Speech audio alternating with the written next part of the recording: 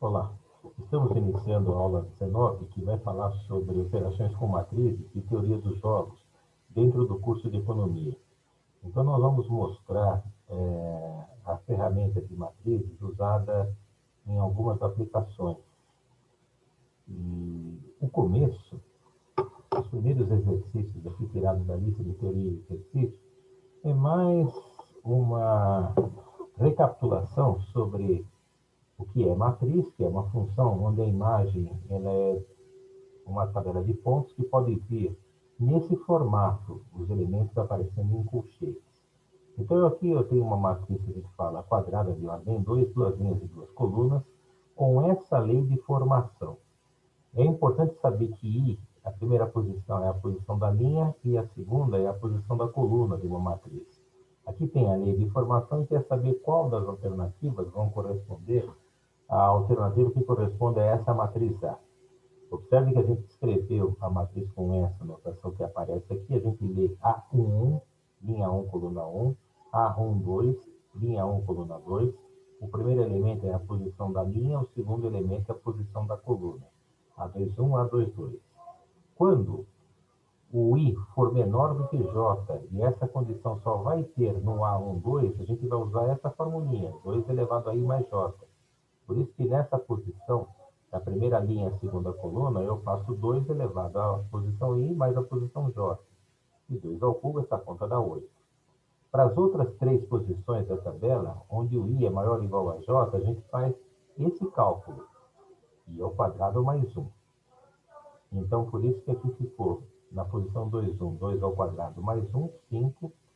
Na posição 1, 2, 1 ao quadrado mais 1, a primeira potenciação, 1 mais 1, 2. E aqui, 2 ao quadrado mais 1, a posição 5. Aí acaba achando qual é a alternativa. Então, esse problema é para mostrar a lei de formação que o conjunto de imagem de uma matriz, a tabela de pontos, pode ser dado com essa notação.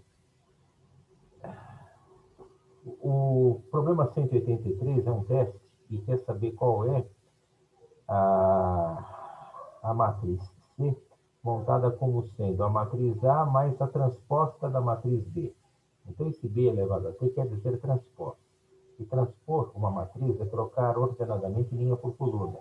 O que era a primeira linha passa a ser a primeira coluna. A segunda linha passa a ser a segunda coluna. Aqui tem a lei de formação da matriz I, tem a lei de formação da matriz A e aqui a da matriz B.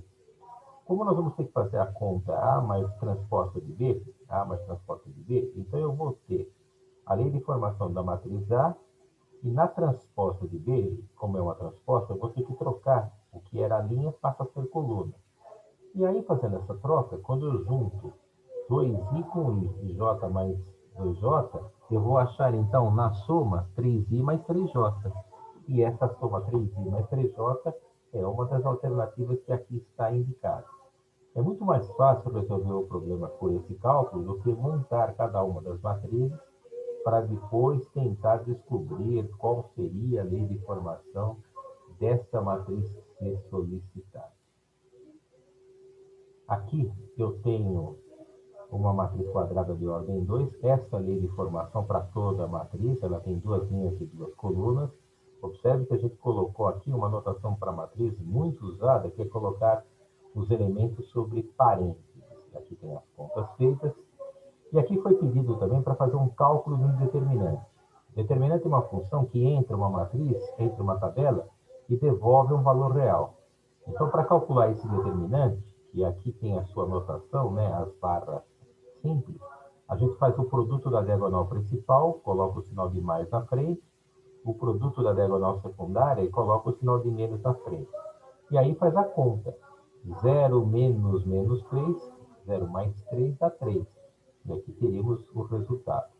Mas esse problema é para mostrar o conceito de determinante, que é a imagem de uma função onde entra uma tabela. Aqui eu tenho que achar um x, um número real x, que me deixa esse determinante igual a zero. E o que a gente faz então? Tenho a tabela A, tenho a tabela B, eu vou achar qual é o determinante correspondente a A menos x vezes B. Observe que esse x eu poderia multiplicar todos os elementos da tabela, e aí, para chegar a essa tabela, eu teria simplesmente que fazer a subtração dos elementos correspondentes. Se esse x multiplica o 4, nessa posição ia ficar 4x. Na posição 1, a conta ia ficar 2 menos 4x, que aparece aqui indicado. Na posição de baixo, onde tem esse 3, que é a posição linha 2, coluna 1, eu teria que fazer, então, esse 3 menos a posição correspondente dele, vezes x. E assim para os outros elementos, a gente tem esse determinante. Para calcular esse determinante, a gente faz o produto da diagonal principal, esse número vezes esse com sinal de mais, menos esse produto da diagonal secundária. A gente chega nessa equação do segundo grau. Como ele pediu para achar o valor do x, aí agora é uma questão que passa a ser resolução de uma equação quadrática. Pode ser feita por soma e produto, pode ser feita por delta. Delta é b2 menos 4ac. Aqui daria um delta igual a 225, que é 15 ao quadrado. Então, acharíamos os dois valores de x que satisfazem esse problema. Agora, nós temos uma equação matricial. Eu quero saber qual é a matriz x que, multiplicada por essa matriz, devolve esse resultado. Não pode passar essa matriz para lá dividindo, porque a gente não tem divisão de matrizes. A gente tem soma das matrizes, que é somar os elementos correspondentes. No problema anterior, a gente andou subtraindo matrizes, que é fazer também de uma maneira usual a subtração, mas não temos divisão. O que a gente vai ter é produto, a gente já vai já mostrar como é que é feito o produto. Aqui temos a resolução, tem uma tela aqui no Excel para mostrar a resolução dessa equação matricial. Eu apanho inversa de A de um lado para não alterar a inversa de A do outro lado também, sempre à direita. Quando eu multiplico a inversa de A vezes A, eu tenho a identidade das matrizes, como se fosse a unidade dos números. A identidade vezes x dá o próprio x, e o que sobrou à direita é o resultado do x, ou seja, ele vai ser a inversa da matriz A multiplicada pela matriz B nessa ordem. E a multiplicação de matrizes se faz linha por coluna. A gente já vai treinar já isso. Então, eu lembro que aqui eu tenho minha matriz A, eu lembro que esse é um dado de exercício, a matriz A é dada, e a matriz B, o resultado também é dado, 5067. Então, aqui eu tenho a matriz A, eu tenho a matriz B. Aqui tem como que é a matriz inversa de A, formada por esses 4 números. Antes da gente fazer a multiplicação, que é linha por coluna, vamos ver um pouco mais abaixo como que se obtém essa matriz inversa de A. A matriz inversa de A, ela é obtida por essa fórmula. 1 sobre o determinante de A vezes a matriz adjunta. A matriz adjunta, por sua vez, ela é a transposta da matriz dos cofatores. Então, observe que eu preciso, para calcular a matriz inversa de A, saber o determinante, saber como é que calcula a matriz adjunta. Aqui, a gente tem que a matriz adjunta é a transposta da matriz dos cofatores, e a matriz dos cofatores ela é montada dessa maneira. Ela é menos 1 que multiplica, elevado, perdão, a I mais J, vezes um determinante que se obtém, excluindo a linha e a coluna dele, determinante. Olhando aqui para esses números, matematicamente falando. Sinais são alternados por causa dessa história do menos 1 elevado a I mais J, porque na posição 1, eu tenho menos 1 elevado a 2, positivo. Nessa posição, eu vou ter, na posição do número 3, linha 1, coluna 2, essa soma ficaria 1 mais 2, menos 1 elevado a 3, menos 1, por isso que aqui é sinal de menos. Sempre os sinais são alternados, por causa dessa formulinha. E o determinante se obtém excluindo a linha e coluna da posição em questão. Então, no número 1, se eu excluir a primeira linha e a primeira coluna, sobra o 4, por isso que aqui eu coloquei 4. Da posição do 3, se eu excluir a linha e a coluna dele, sobra o 2. Do 2, eu excluindo a segunda linha e a primeira coluna, sobra o 3. E do 4, jogando fora a linha 2 e a coluna 2, sobra o 1. Com isso, eu tenho a minha matriz, que a gente fala a matriz dos cofatores.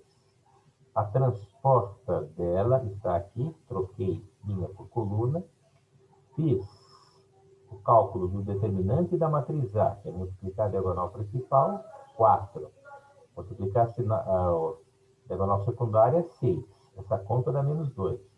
Se eu aplicar agora essa fórmula com esses resultados aqui, eu vou obter a matriz inversa de A, que são esses elementos, esses 4 números. Aí, se eu tenho essa matriz, como o meu problema pedia para fazer o cálculo fazendo a inversa de A vezes B, eu vou agora multiplicar ordenadamente, linha por coluna. Então, a primeira posição que está aqui em azul, eu vou multiplicar toda essa linha por toda essa coluna. Então, por isso que fica menos 2 vezes 5, a primeira posição, somado. Um passo agora, 1,5 vezes 6. Quando eu faço esse produto, menos 2 vezes 5 deu menos 10, aparece aqui em azul. E essa conta, menos 1,5 vezes 6, dá 9. Se eu juntar esses números, eu tenho aqui o resultado que é menos 1. Aí vocês vão falar assim, bom, isso é para essa posição. E as outras posições? A mesma coisa. Essa posição que aparece aqui, que eu estou colocando o cursor, é a linha 1 vezes a coluna 2. Então, menos 2 vezes 0, somado com 1,5 vezes 7. Quando eu faço a conta, 1,5 vezes 7 dá 10,5, e aqui é 0. Por isso que aqui ficou 10,5. As outras posições seguem um caminho análogo. Vão falar assim, mas esse cálculo é um pouco trabalhoso para fazer a matriz inversa. Ele é trabalhoso e esse determinante é o que sobra quando a gente exclui a linha e a coluna. Aqui calhou de sobrar um número. Se fosse uma tabela 3x3, o cálculo ia ser um pouco mais elaborado. E também existe aula que a gente vai postar aqui no YouTube para resolver esses problemas de multiplicação de matriz ou cálculo de matriz inversa usando formulinhas do Excel ou do Office. Eu falei que a gente ia treinar um pouquinho a multiplicação de matrizes, que aqui pede para fazer a multiplicação da matriz A pela matriz B. A matriz A, ela tem essa lei de formação. Tem que pegar o I somar com J. Então, aqui, a gente está escrevendo a matriz 4 por 3. Ela tem 4 linhas e tem 3 colunas. E esses seriam os elementos genéricos, A1, 1, A1, 2, A1, 3. Aqui sempre começa com 1 porque é a linha 1. Aqui sempre começa com 2 porque é a linha 2. Como é que se obtém esse número? I mais J. Então, 1 mais 1, está aqui o número. I mais J, posição 1, 2. Soma I 1 com 2, colocou aqui o resultado. Qualquer número é assim. Por exemplo, esse número aqui no centro, 3, 2. Soma 3 mais 2, colocou o resultado usando essa lei de formação para a matriz I. I mais J, que é a matriz A. Já a matriz B, ela é o produto I vezes J menos 1. Então, aqui a gente descreveu a matriz B, que tem 3 linhas, 5 colunas, ela é 3 por 5. Para chegar a esses números, usa-se essa lei de formação. I vezes J, 1 vezes 1 dá 1, menos 1, 0. I vezes J, 1 vezes 2, 2, menos 1, 1. E assim a gente vai construindo toda a matriz B. Quando a gente tem toda a matriz B e a matriz A, e ele pediu o resultado, qual era a multiplicação das matrizes, olha o trabalho que dá. Eu tenho que fazer ordenadamente linha vezes coluna. Então, esse primeiro elemento que aparece aqui descrito, esses 3 produtos que aparecem aqui, é quando eu multiplico essa linha por essa coluna. 2 vezes 0, somado com 3 vezes 1, somado com 4 vezes 2. É a posição 1, 1.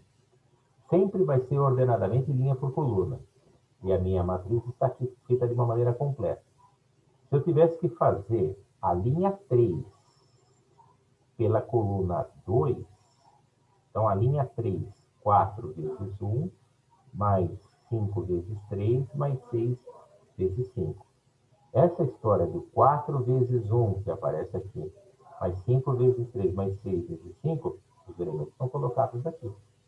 Aí se faz, primeiro, para cada cálculo, como é que se chega nesse 11? Eu somo 0 mais 3 mais 8. 0 mais 3, 3 mais 8, 11. Como é que eu chego nessa conta aqui do 31? Eu faço 2 mais 9 mais 20. Aí dá o resultado 31.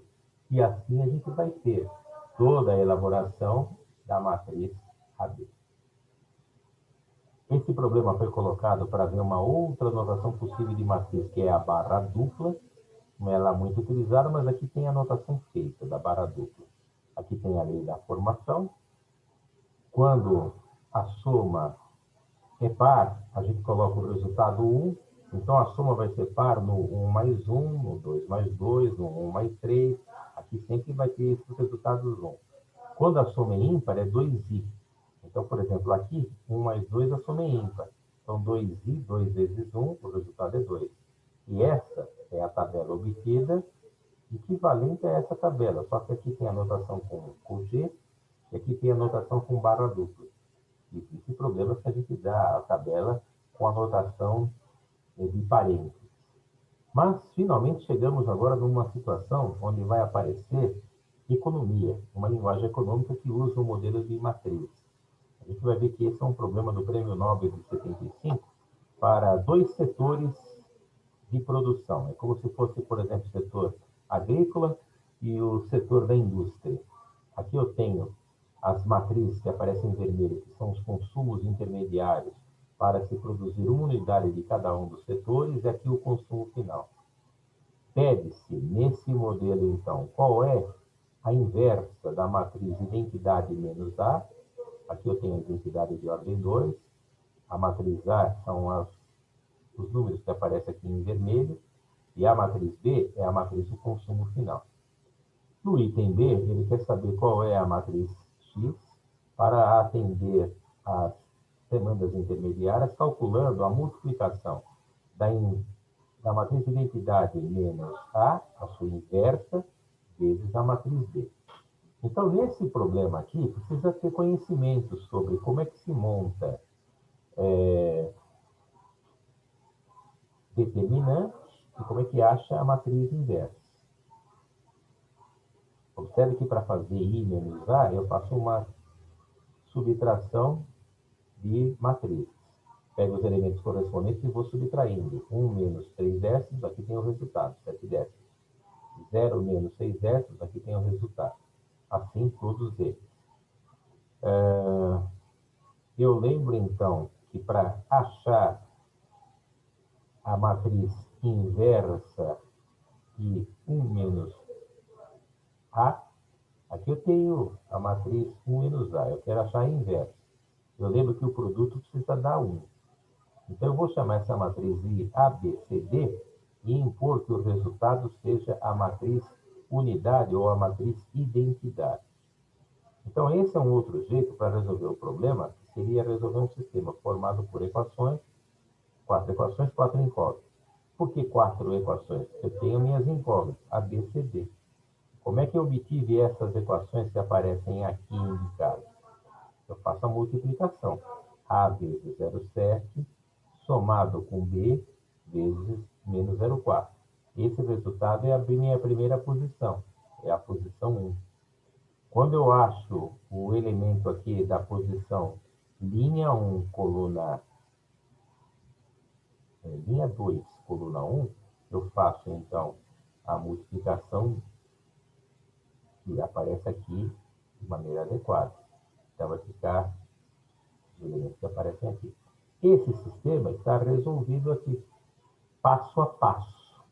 Então, eu tenho as equações 1, 2, 3, 4. Nas equações 1 e 2, a gente resolve por adição ou substituição, acha A e B.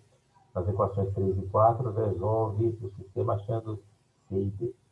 Aqui, o que a gente fez aqui? Eu multipliquei por 10 para deixar o sistema equivalente e tirar as decimais. Depois que eu multipliquei por 10, a ideia foi, por exemplo, para achar o valor de A, multiplico essa equação por 7, mantenho a de cima, porque na hora que eu somar, o termo em A cancela, eu acho B. A equação de baixo aqui, eu também para fazer aparecer 42, multiplica essa por 6 e essa daqui por 7. Nós estamos resolvendo o sistema. Na hora de resolver o sistema, eu tenho A e B. Quando eu tiver A e B, vou para as últimas equações e acho C e D. E assim eu tenho o meu cálculo da matriz inversa feita por sistema. Nós tínhamos um modelo de resolução desse problema aqui, antes dele, que era a historinha de resolver utilizando a definição de matriz inversa. Poderia ter sido usado esse caminho. Aqui está sendo possível resolver o problema por uso do sistema. E fazendo agora a multiplicação dessa matriz inversa vezes a matriz B, a gente vai fazer o produto ordenadamente linha vezes coluna. Então, a primeira posição, a primeira linha vezes a primeira coluna. 2,8 vezes 50, somado com 2,4 vezes 90. Então, essa posição aqui gerou o 356. E a minha matriz X, quando eu multiplico a segunda linha por essa coluna, linha por coluna, eu vou achar esse resultado. Então, essas são as demandas que são solicitadas no problema. E esse exercício, então, ele foi proposto pela economia russo Leontief, que é, na verdade, o Prêmio Nobel de 75. Válido não apenas para a ordem 2, mas vocês viram que para resolver esse problema, precisava de um pouco de habilidade com matrizes e determinantes. E apesar de ser um prêmio Nobel, não é nada inacessível, matematicamente falando. E esses números, então, são as produções para atender às demandas intermediárias com essas condições estabelecidas aqui para esses dois setores. Então, às vezes, alguém fala assim, puxa, resolver um problema de prêmio Nobel é possível? É possível e aqui está feito. Problemas agora sobre teorias dos jogos. Aqui eu tenho, então, matrizes que vão ser matrizes de pagamento para 2 jogadores. Isso que vai chamar teoria dos jogos. E aqui nós vamos indicar quais são as matrizes que nós vamos obtê-las quando nós tivermos uma situação que envolve soma constante. Então, eu tenho a situação do A, do B, do C, esses pares de matrizes, não necessariamente quadradas, onde a gente vai resolver, por exemplo, quando que a soma vai ser igual a 8. Então, pegando a primeira tabela, eu tenho que pegar uma tabela somada com uma outra tabela que vai dar todos os resultados iguais a 8. Então, essa tabela é essa tabela que aparece em azul. Porque se eu somar 5 com 3 dá 8, se eu somar 7 com 1 dá 8. Então, parece uma brincadeira até resolver esse problema. Para pegar essa outra tabela e também fazê-la com soma 8, é algo semelhante. Pega a tabela, vou somar com uma outra tabela 3 por 2, 3 linhas e 2 colunas, dando tudo 8. Então, por isso que o resultado está indicado aqui. Porque 3 mais 5, esse 8, 1 mais 7, dá esse 8. E aqui nós temos a resposta do item soma 8 para esse bloco item A. Se eu tiver agora essas tabelas aqui quadradas, e ainda procurando fazer, por exemplo, soma 5, a ideia é semelhante. Essa tabela somada com essa para dar 5, é pegar os elementos correspondentes, somar e dar o resultado como sendo 5. O item C, tabela de ordem 3, aqui soma 8, então os elementos correspondentes precisam somar 8. Observe que se eu pegar esses elementos que aparecem aqui e somar, a soma vai dar 8. E aqui a gente fez aparecer número negativo, por exemplo. Menos 2 somado com 10 vai dar 8. O que seria, então, número negativo nesse contexto de matriz de pagamento? É porque alguém paga, alguém recebe. Quando recebe, poderia ser um sinal negativo e mais poderia ser um sinal positivo. Daria para fazer o referencial invertido, mas essa que é a interpretação. Agora, a conta em si é uma conta tranquila, em termos práticos.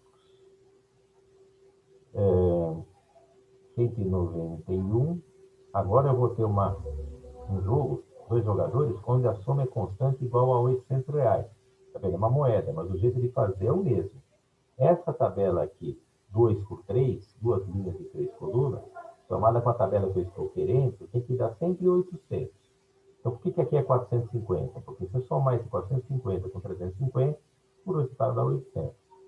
Esse número, somado com 680, dá 800. E assim a gente está montando a matriz de pagamentos que soma igual a 800. Com contas simples. A gente já viu que é possível ter números negativos também. E como é pagamento, poderia até ter número não inteiro. Um pouquinho de análise combinatória. O primeiro jogador tem 16 estratégias possíveis de jogo. O segundo tem 12 estratégias possíveis. Ele quer saber quantos resultados eu consigo montar. Então, eu consigo montar o A1 com B1, o A1 com B2, o A1 com B3, o A1 com B4, até o A1 com B12. Depois, quando eu faço isso, eu consigo fazer o A2 com B1, o A2 com B2, o A2 com B3. Então, aqui eu tenho as possibilidades. Tenho 16 números na primeira posição, 12 na outra. O total de possibilidades é o processo da multiplicação. Então, o processo da multiplicação, eu vou ter 192 estratégias possíveis. Para falar assim, até agora parecia assustador essa história de teorias dos jogos, mas a ferramenta, a matriz de lidar com ela não é lá um bicho de sete cabeças. Aqui eu tenho uma matriz de pagamento, 3x3, 3 linhas e 3 colunas. Pediu-se para achar o max-min, aqui tem a definição do que é o max-min. Pediu para achar depois no item B o min-max, também vai ter a definição dele. Aí você fala assim, e qual é então a definição dele, né? Eu tenho essa estratégia de pagamento aqui, por exemplo, dada pelo vetor 2, 6 e 12. Envolve esses três elementos. Esses três elementos que eu tenho aqui, eu poderia dizer que seria uma estratégia do tipo, cada elemento é menor ou igual a um certo BIJ. É uma outra estratégia que possui pagamentos, então, maiores, que seriam imagens, valores maiores. Quando isso ocorre, eu tenho, então, uma estratégia onde nenhuma domina a outra. A gente tem uma estratégia que a gente fala quando nós tivermos ausência de um ponto de célula, uma estratégia mista. Então, falar assim, vamos mostrar em números, porque isso está um pouquinho trabalhoso para a gente. Então, vendo agora em números. Listar os mínimos de cada linha e achar o maximum. Então, a primeira linha, o menor número é 1. Coloquei o menor número. Da segunda linha, 3, 5 e 9, o menor número é 3. E da última linha, o menor número é 6. Desses três resultados, o maior valor entre 1, 3 e 6 é 6. Esse é o maximum. É assim que se faz, então, o maximum. Pega o mínimo de cada linha e depois analisa nos resultados o máximo. Para fazer agora o B, para achar o minimax, eu vou ter a mesma tabela, eu vou pegar cada coluna e achar o máximo. Então, agora, entre 2, 3 e 7, o máximo é 7 da primeira coluna. Da segunda coluna, o máximo é 6. E da última coluna, o máximo é 9. Máximo é o maior valor. Então, aqui eu tenho os valores da primeira, da segunda e da terceira coluna. O menor valor encontrado entre 7, 6 e 9 é 6. Quando o max-min for igual ao minimax, eu vou ter um ponto de célula. O que seria um ponto de célula? Aqui está dizendo que um ponto de célula é um ponto que a gente fala que as estratégias aqui são as melhores para cada jogador, tanto o jogador A quanto o jogador B. Então, 6 é o pagamento para cada jogador, que é o chamado ponto de célula em contrato. Se o primeiro jogador paga 6, o outro vai receber menos 6. Aqui é uma matriz retangular, que também foi pedido para achar max-min, minimax, dizer se tem ou não um ponto de célula. Se tiver um ponto de célula, eu tenho quanto que o primeiro jogador recebe, quanto que o outro jogador paga, que são aqui as definições, como no problema anterior. Então, fazendo agora o cálculo. Para cada linha, primeira linha, o menor número é menos 2, da segunda linha, o menor número é menos 1, e da terceira linha, o menor número é 0. O maior desses números é 0. Esse é o max-min. Agora, pensando nas colunas. Aqui eu vou ter um total de 4 colunas. A primeira coluna, o maior valor é 11. Da segunda coluna, o maior valor é 7. Da terceira coluna, o maior valor é 8. Da última coluna, o maior valor é 12. O menor valor encontrado aqui, max, é 7. Como esses números aqui agora são diferentes, a gente diz que essa estratégia não tem um ponto de sela, porque o max-min é diferente do min-max. 0 é diferente de 0. E se não tem ponto de sela, nós não temos estratégias ótimas nem para o jogador A, nem para o jogador B, que eles seriam os valores encontrados no ponto de sela. Você falar assim, puxa, usa matrizes, mas não tem lá grandes mistérios. Realmente não tem. E esse problema 195, eu tenho uma matriz de pagamentos formada por números, aqui são inteiros, e eu quero saber quais são os pagamentos esperados do jogador 1 e do jogador 2. Então, aqui eu tenho as funções para os jogadores esperados, que são dadas por produto de matrizes. Observe que a primeira é x menos, é uma tabela que tem uma linha, duas colunas, vezes essa matriz, que é a primeira coluna da matriz dos pagamentos. O jogador 2 vai ter uma tabela também 1 por 2, vezes a segunda coluna dessa matriz de pagamentos. E eu vou precisar executar aqui produto de matrizes. Eu lembro que produto de matrizes é linha por coluna. Então, eu faço x vezes 6, somado com 1 menos x vezes 4. O que eu faço daqui para cá é eliminar o parênteses e juntar os termos semelhantes. Esse resultado aqui é uma função do primeiro grau, o coeficiente de x é positivo.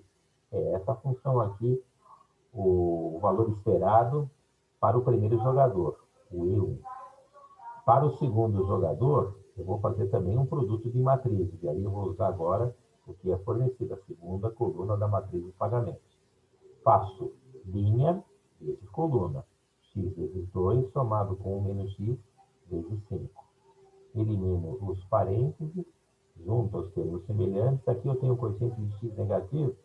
Esse é a função do E2, do segundo jogador. Tudo em função de x. Então, ele pediu quais eram as coordenadas do ponto que a gente fala aqui de intersecção dos pagamentos esperados do jogador 1 e do jogador 2. O que eu tenho que fazer aqui? Resolver, fazer a intersecção, igualar essas imagens. Quando eu igualo essas imagens, eu tenho uma equação do primeiro grau.